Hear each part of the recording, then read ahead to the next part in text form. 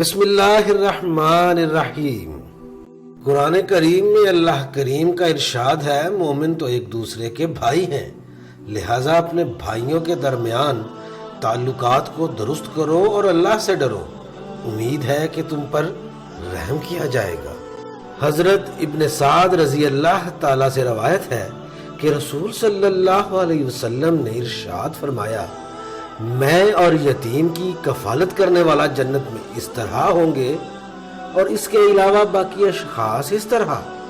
آپ صلی اللہ علیہ وسلم نے شہادت کی انگلی اور درمیانی انگلی کو جوڑ کر اور پھر ان کے درمیان فرق کر کے بتایا۔ حضرت ابو ہریرہ رضی اللہ سے روایت ہے کہ ایک شخص نے نبی کریم صلی اللہ علیہ وسلم سے دل کی سختی کی شکایت کی۔ آپ صلی اللہ علیہ وسلم نے فرمایا، یتیم کے سر پر ہاتھ پھیرو اور مسکین کو کھانا کھلاؤ۔